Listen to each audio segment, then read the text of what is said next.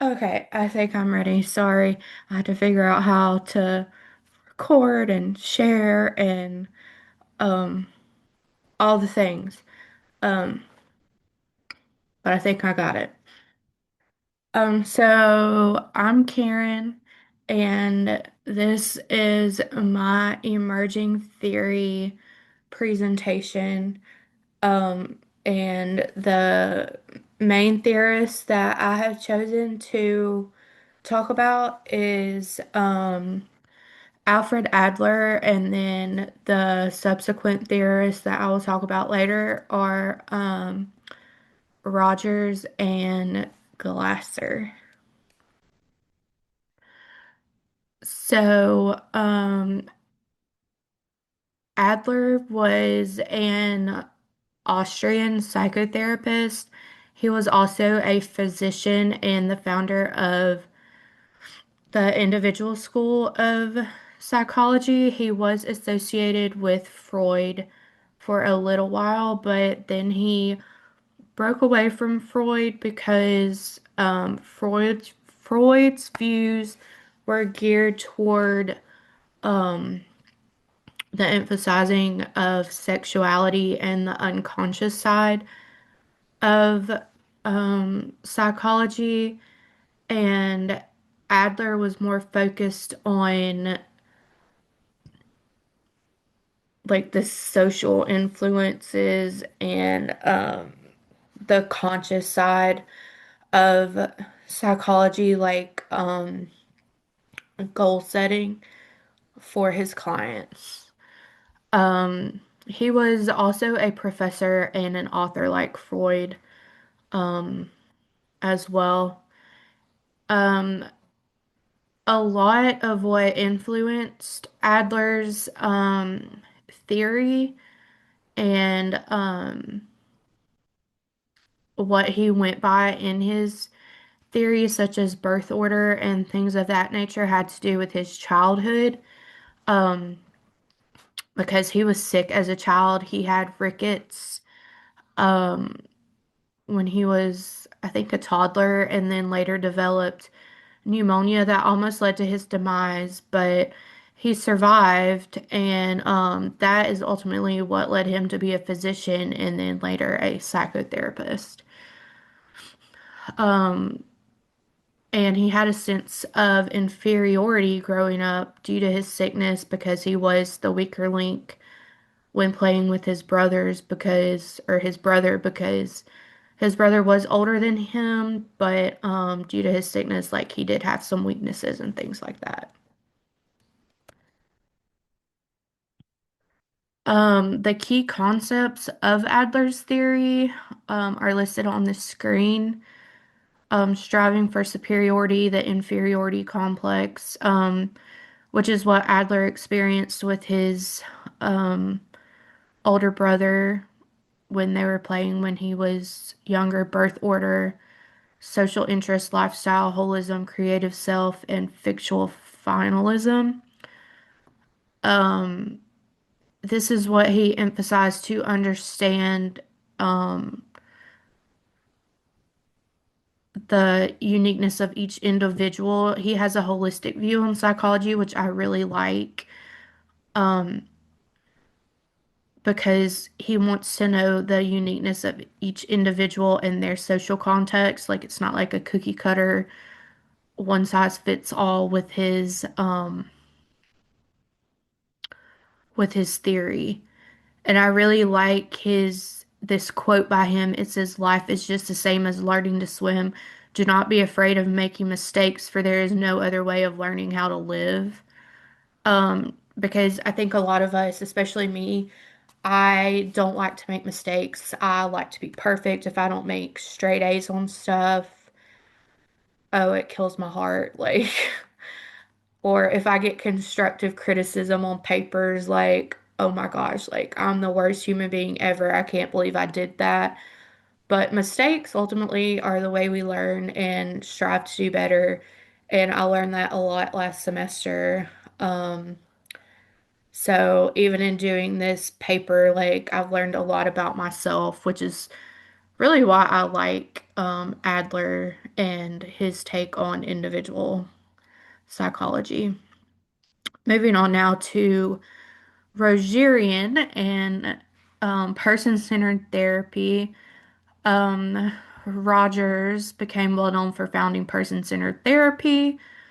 Um, his three key principles are unconditional positive regard, empathy, and congruence, which is what I really like about him. Um, it has been used all around the world. It came the groundwork for other types of treatment, prioritizing the therapeutic alliance and empathy. He was also trained in psychoanalysis. Um, but I really like Rogers because he emphasizes clients' ability to direct their own path. And I think that's really important today because um, as we're learning as baby counselors, I think it's important to note that because as counselors, like we don't offer advice or anything, we help our clients ultimately direct their own path and guide them to do so, which is why I chose Rogers because I think it goes along well with Adler's theory so well. And I don't have time to go into his quote, but I really like this one as well. It's all about trusting yourself and being sure of yourself because I know sometimes I don't trust myself when I should. Moving on now to Glasser's reality therapy and choice therapy. Adler developed um, reality therapy because he was dissatisfied with traditional psychoanalytic and medical models. So he proposed his own model, focusing on personal responsibility and problem solving. And it's not used to diagnose patients, but rather it is used to help people meet their personal needs. Um, Focuses on realistic choices, personal responsibility in the present moment. And it's used widely. It started emerging in correctional and educational facilities, and it's still widely used in those areas today.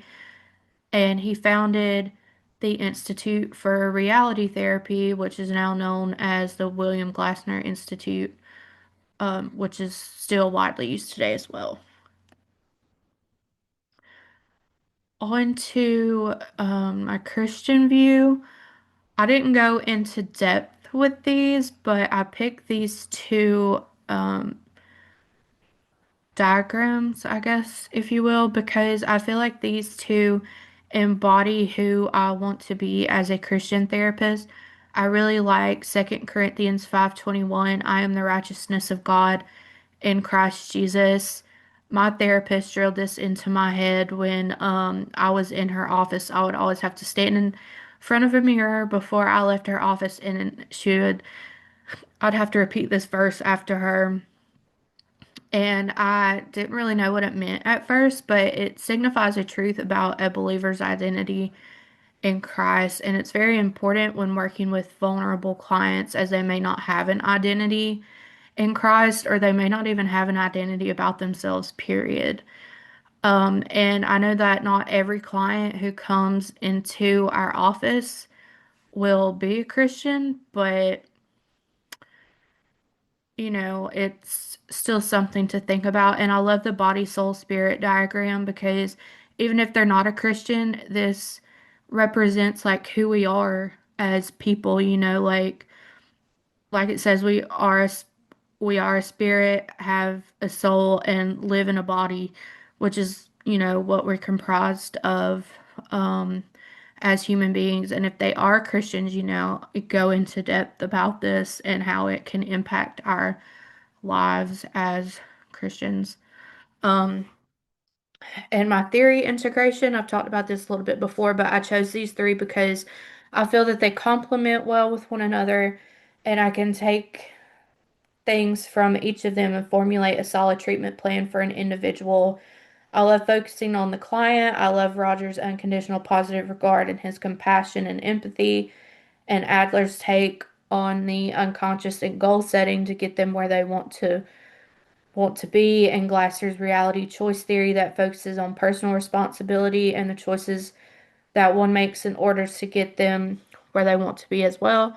I feel that I can pull from any one or all of these theories to form a solid treatment plan to help future clients I may encounter in the future. Um, so that's my presentation. Sorry, I went a little over, and these are my references. So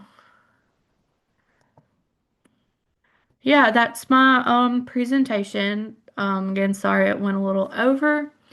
But yeah, I hope you enjoyed it.